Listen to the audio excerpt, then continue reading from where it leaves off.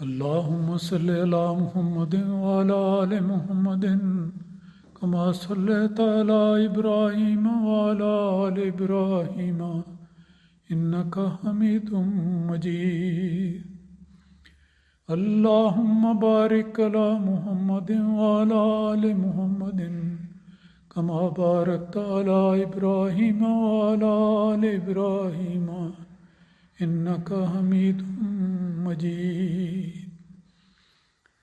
الحمدللہ ہم اللہ تعالیٰ کے فضل سے رمضان المبارک کے بہت ہی بابرکت مہینے میں داخل ہو چکے ہیں.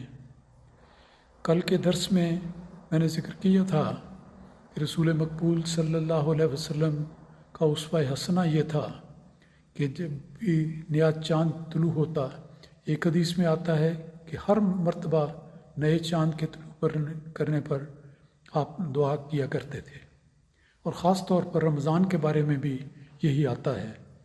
تو اس حدیث کا جو الفاظ کہے گئے تھے وہ میں پڑھ دینا چاہتا ہوں تاکہ دوستوں کو یاد رہیں کہ کیا الفاظ تھے جن میں رسول پاک صلی اللہ علیہ وسلم دعا فرمایا کرتے تھے.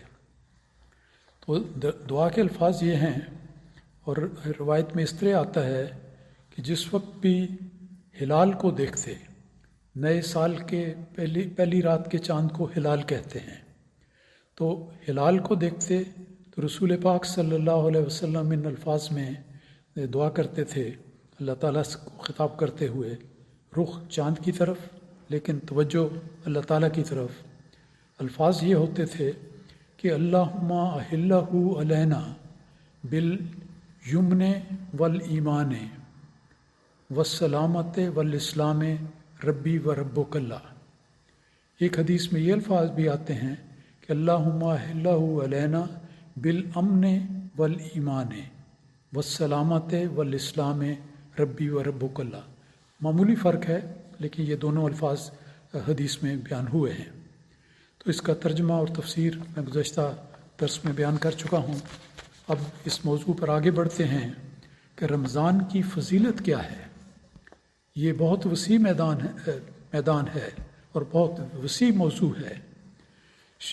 قرآن مجید میں اللہ تعالیٰ نے فرمایا ہے اس کی فضیلت کے لیے سب سے پہلی بات شہر رمضان الذی انزل فیہ القرآن، کہ قرآن کریم جو اللہ تعالیٰ کا لفظی مقدس ترین کلام ہے اور ساری دنیا کے لیے ابد الآباد تک قائم رہنے والا پیغام ہے، یہ پیغام اللہ تعالیٰ نے قرآن ماہ رمضان میں نازل کیا. شہر رمضان الذی انزل فیہ القرآن. روایت میں آتا ہے کہ قرآن مجید کا آغاز بھی اس کے رمضان کے مہینے میں ہوا، اور رمضان کے مہینے میں پھر یہ چلتا رہا اور سال کے باقی دنوں میں. تو آغاز اس نیک مقدس ترین کتاب کا کہ نزول کا اس ماہ مبارک میں ہوا. یہ اس کی پہلی فضیلت ہے. اس کے علاوہ جو ایسی برکات اور خوبیاں جو خاص طور پر انسانوں سے تعلق رکھتی ہیں ان کا ذکر بھی حضرت ابو ہریرہ رضی اللہ تعالیٰ عنہ کی ایک روایت میں آتا ہے. لمبی حدیث ہے اور اس کے لیے یہ بتانا ضروری ہے کہ حضرت ابو ہریرہ رضی اللہ تعالیٰ عنہ نے یہ بیان کیا کہ رسول خدا صلی اللہ علیہ وسلم نے فرمایا قال اللہ، کہ یہ بات جو میں بیان کرنے لگا ہوں یہ اللہ تعالیٰ نے مجھے عطا فرمائی ہے. ایسی حدیث کو جو رسول پاک صلی اللہ علیہ وسلم کی زبان سے بیان ہو لیکن آپ اسے فرمائیں کہ اللہ تعالیٰ نے مجھے یہ عطا کیا ہے علم، اس کو حدیث قدسی کہتے ہیں. سب سے مقدس اور سب سے قابل اعتماد حدیث وہ ہوتی ہے جو حدیث قدسی ہے، دراصل اللہ تعالیٰ کے کلمات ہوتے ہیں. تو اللہ تعالیٰ نے وہ فرماتے ہیں کہ رسول پاک صلی اللہ علیہ وسلم نے فرمایا کہ اللہ تعالیٰ فرماتا ہے. آگے اللہ تعالیٰ کے کلام کا ذکر ہے جو اس حدیث قدسی میں ہے.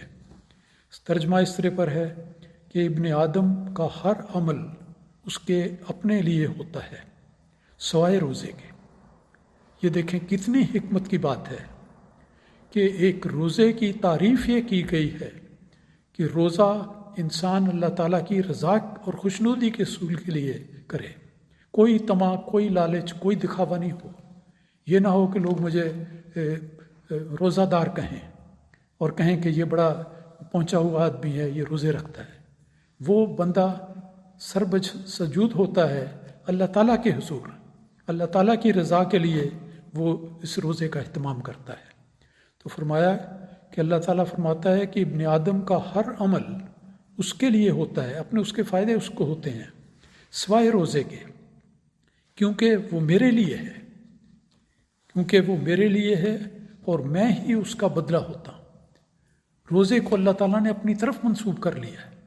یہ روزے کی فضیلت ہے کہ اللہ تعالیٰ فرماتا ہے کہ جب میرا بندہ یہ روزہ رکھتا ہے تو وہ اپنی خاطر نہیں بلکہ میری ایسی مقبول خدمت سر انجام دیتا ہے کہ گویا میں اس کا بدلہ بن جاتا ہوں، اس کے بدلے میں خدا کا قرب اس کو حاصل ہوتا ہے، خدا کی معیت اس کو حاصل ہوتی ہے، خدا کی اعانت اس کو نصیب ہوتی ہے۔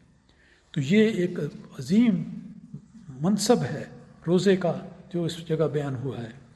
اور پھر حدیث کا ترجمہ اس طرح پر ہے، اور روزے ڈھال ہیں، ڈھال اس جنگی ہتھیار کو کہتے ہیں جو ایک جنگجو انسان اپنے ہاتھ میں رکھتا ہے تاکہ دشمن کا کوئی حملہ اس پر نہ ہو، نہ تیر آئے نہ تلوار آئے، اور وہ اس کو بچانے کا موجب ہو، تو اس آلے کو ڈھال کہا جاتا ہے۔ تو گویا یہ بہت ہی لطیف مضمون بیان کیا گیا ہے کہ روزہ ایک ایسا روحانی ہتھیار ہے جو انسان کو ہر قسم کی بلاؤں سے، ہر قسم کے وساوس سے اور ہر قسم کی بری باتوں سے بچانے کا ذریعہ ہوتا ہے، ڈھال بن جاتا ہے۔ اور پھر فرمایا گیا، اور جب تم میں سے کسی کے روزے کا دن ہو تو وہ کوئی فحش بات نہ کرے۔ اب ذمہ داریاں بھی بتائیں کہ یہ برکتیں چند روزے کی حاصل کرنی ہیں تو کن باتوں کا اہتمام کرنا چاہیے۔ پہلی بات کہ کسی قسم کی بدگوئی نہ کی جائے، کوئی غلط بات، کوئی جھوٹ کی بات، کوئی جو معیار سے اور اخلاق سے گری ہوئی بات ہو ایسی نہ کرے، نہ شور و غول کرے۔ شور و غول کرنا، شور مچانا، اونچی آواز میں باتیں کرنا، ہنسنا اور ہنسی کھیل میں مصروف ہونا، یہ بھی نہ کرے۔ اور اگر کوئی اس کو گالی دے اس موقع پہ کہ ایک روزہ دار ہے، کوئی شخص دوسرا آ کے اپنی بد نصیبی میں اسے گالی دیتا ہے تو ہرگز جائز نہیں کہ وہ روزے دار اس کے جواب میں اس کو گالی دے۔ تو اگر کوئی شخص اس کو گالی دے یا اس کے پاس آ کر اس سے لڑنا چاہے تو اس کو کیا کہنا چاہیے؟ اس حدیث میں بیان کیا گیا ہے کہ وہ صرف اس شخص کو یہ کہہ دے کہ بھائی میں یہ بات نہیں کر سکتا جو تم کرتے ہو، کیوں؟ کیونکہ میں روزے دار ہوں۔ تو یہ کیسا عمدہ طریق اللہ تعالیٰ نے بتایا ہے بدیوں سے اور برائیوں سے بچنے کا، کہ جب بھی وہ اس قسم کے حالات سے دوچار ہو کہ دوسرا اس کے خلاف کوئی بری بات کرے، لیکن ایک روزے دار اللہ تعالیٰ کی اس نصیحت پر عمل کرتے ہوئے اس کو صرف یہ کہہ دے کہ میں ایسا جواب نہیں دے سکتا، میں روزے دار ہوں، تو روزہ اس معنوں میں اس کے لیے ایک ڈھال بن جائے گا اور اس کو برائی سے بچانے کا ذریعہ ہوگا۔ اور پھر اس حدیث قدسی کے الفاظ کا ترجمہ اس طرح پر ہے کہ اسی ذات کی قسم ہے جس کے ہاتھ میں محمد صلی اللہ علیہ وسلم کی جان ہے، یقیناً روزے دار کے منہ کی بو اللہ تعالیٰ کے نزدیک بوئے مشک سے بھی زیادہ پسندیدہ ہے۔ بڑا پرمعرفت فکرہ ہے، بہت ہی ایمان افروز بیان ہے جو یہاں ملا ہے۔ اس میں بتایا گیا ہے کہ جب انسان روزہ رکھتا ہے تو بسا اوقات، عام طور پر تو دانت اچھی طرح صاف کیے جاتے ہیں، کھانے کے بعد مسواک کی جاتی ہے اور دن میں کھانے کی کوئی صورت نہیں ہوتی، لیکن بسا اوقات ایسا ہو سکتا ہے کہ کسی وجہ سے ایک ہلکی سی خفیف سی بدبو کی کیفیت محسوس ہوتی ہو، تو اس کا ذکر کرتے ہوئے اللہ تعالیٰ خود فرماتا ہے کہ روزے دار کے منہ سے جو ہلکی سی بدبو محسوس کی جا سکتی ہے بعض اوقات میں، وہ اللہ تعالیٰ کے نزدیک مشک کی خوشبو سے بھی زیادہ پسندیدہ ہے۔ دیکھیں اللہ تعالیٰ کے نوازنے کے کیا انداز ہیں، اللہ تعالیٰ کی رحمت کی کیا बुलंदी है कि अल्लाह ताला फरमाता है दुनिया के बंदे इसे बदबू करार देंगे, अल्लाह ताला कहता है मेरे नज़दीक वो मुश्क से भी ज़्यादा पसंदीदा खुशबू है। फिर फरमाया गया कि रोज़ेदार के लिए 2 खुशियाँ हैं जिनसे वो खुश होता है। पहली खुशी उस वक्त होती है जब कि वो इफ्तार करता है, यानी रोज़े को मुकम्मल करता है, सूरज गुरूब होने पर वो इफ्तार करता है, मुकम्मल कर लेता रोज़ा। और दूसरी खुशी ये है रोज़ेदार के लिए कि जब वो अपने रब से मुलाकात करेगा तो अपने रोज़े की वजह से वो खुश होगा। उस वक्त उसे एक गैर मामूली लज्जत और सुकूनत और एक किस्म की खुशी महसूस होगी कि आज इस रोज़े को अल्लाह ताला ने बपाए कबूलियत जगह दी है और मुझे उसका अजर दिया है कि मैं अल्लाह ताला के हुजूर जन्नत की नेमतों का वारिस बन रहा।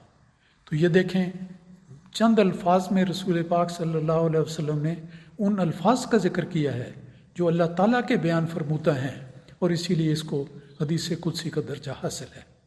तो ये चंद एक मुख्तसर से बयान हैं कि जिसमें रोज़े की अज़मत और उसकी फजीलत, उसकी इफ़ादियत और उसकी बरकत और उसके एजाज़ का जिक्र किया गया है कि रोज़ा एक ऐसी नेकी है जो अल्लाह ताला के हुजूर कबूलियत का दर्जा पाती है।